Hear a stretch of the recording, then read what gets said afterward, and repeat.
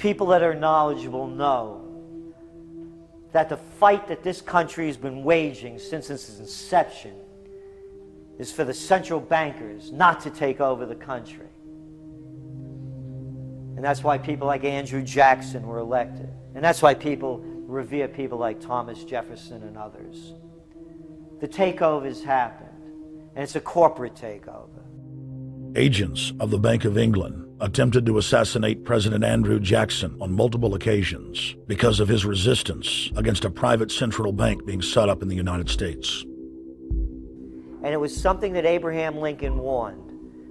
And this is, by the way, why I believe he was assassinated. This is the Lincoln quote. "The money powers prey upon the nation in times of peace and conspire against it in times of adversity. It is more despotic than monarchy, more insolent than autocracy, more selfish than bureaucracy.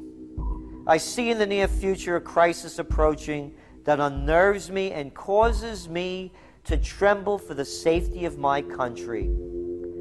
Corporations have been enthroned. An era of corruption will follow, and the money power of the country will endeavor to prolong its reign by working upon the prejudices of the people until the wealth is aggregated in a few hands and the republic is destroyed." Wall Street has killed Main Street.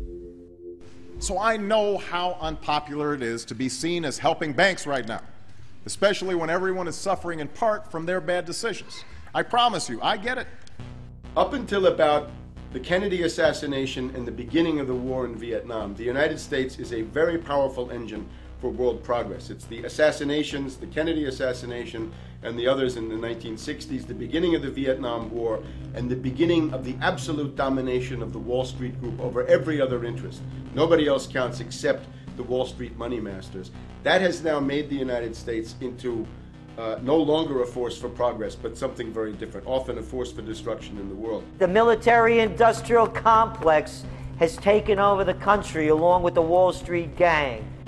If you look also at the people that Obama has put on his appointments list, it's all Wall Street. It's government of Wall Street, by Wall Street, and for Wall Street. There's nobody from heavy industry. There's nobody from the auto sector, nobody from Silicon Valley, nobody from big oil, nobody from defense, no labor, no women, no retirees, no small business, nothing. It's pure Wall Street. The only people who have a voice in Obama's councils are Wall Street finance oligarchs. That's all there is. Nobody else counts for anything under Obama. It's the most extreme Wall Street administration we've ever had. Before his death, President Woodrow Wilson apologized to the public, regretting that he had been deceived by a group of international bankers and the country's financial system had fallen into their iron grip via the Federal Reserve Act of 1913. Whether sought or unsought by the military-industrial complex, the potential for the disastrous rise of misplaced power exists and will persist. Dwight D. Eisenhower, he warned the people that the military-industrial complex was taking over the country. Only 3 years after leaving office, President Eisenhower's prophetic warning concerning the threat posed to our system of government by the military-industrial complex came to pass. President John F. Kennedy had enraged the entire elite network. Now, Kennedy was brought in as somebody who was expected to be a puppet. It was thought that his pro-Nazi father, Joseph P. Kennedy, the bootlegger, the speculator, would guarantee that Kennedy would be obedient to the establishment. They thought that Kennedy was a sex maniac who could be manipulated through all of this, but it turned out that through his personal suffering, Kennedy had discovered a personal sense of himself which went beyond just being a puppet, and he began to think about things like economic recovery, world peace, having a space program, making deals with the Soviets, cutting the Federal Reserve down to size, and a whole series of other things. Executive Order number 11110, signed by President Kennedy, began the process of abolishing the private Federal Reserve. Kennedy was also pushing for real civil rights reform and had begun the process of pulling the troops out of Vietnam. The last time you had an actual president was Kennedy. The oligarchs took swift and decisive action. when John Kennedy attempted to take the government back from the robber barons. He was brutally murdered. The message to future U.S. presidents and leaders across the world was clear: do as you're told or die. John Fitzgerald Kennedy was the last true president of the United States. And until the globalists are removed from power, we will never have another real one. The other thing about the American presidency you've got to remember is that this is a puppet post. It's automatically going to be a puppet post. The idea that Obama is somebody who's going to come in and exercise real authority when he's obviously been chosen and given everything that he's got by these financiers. Presidents are now little more than corporate pitchmen who take all the political heat, while the controllers remain in the shadows, safe from public scrutiny. Hip-hop icon KRS-One is not just known for selling millions of albums. He has led a tireless crusade against youth violence and has been a strong voice for human rights. If they controlled it before, what makes you think they're not controlling it now? The country was on a verge of revolution. They threw a black man up. Now we like this. They give him the money, they give him the bundling, they give him vote fraud, they give him the media whores, they give him goons. They even have elected officials making threats to put people in jail if they criticize Obama in public.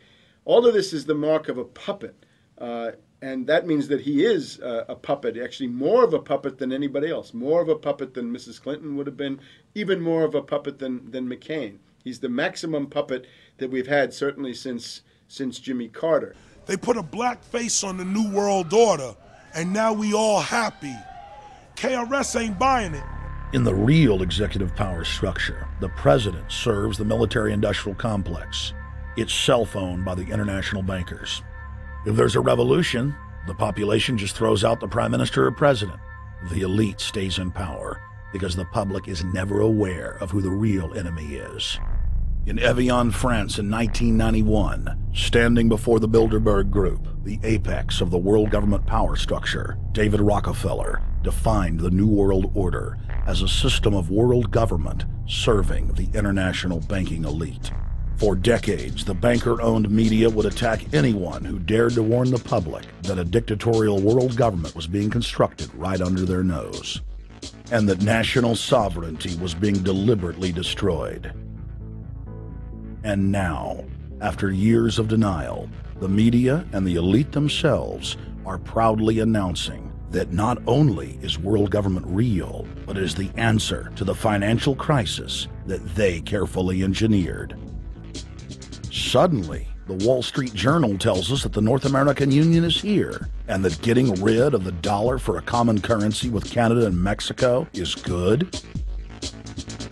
The Financial Times of London, published by a member of the Bilderberg Group, crowed that a dictatorial world government had been kept in the shadows for our own good, and that it was now time for it to emerge from behind the curtains of national security. White House Chief of Staff Rahm Emanuel stated on record that they can't let this crisis go to waste. You never want a serious crisis to go to waste. And what I mean by that, it's an opportunity to do things that you think you could not do before. And Henry Kissinger, who gave Barack Obama his first job out of college, told national television that the economic collapse was a great opportunity to bring in the New World Order. He went on to say that Barack Obama was the perfect person to sell it to the world. But he can give a new impetus to American foreign policy, partly because the reception of him is so extraordinary around the world. I think his task will be to develop an overall strategy for America in this period when really a new world order can be created. It's a great opportunity. It isn't such a crisis.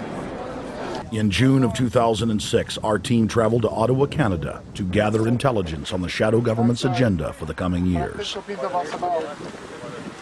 think that's the Queen.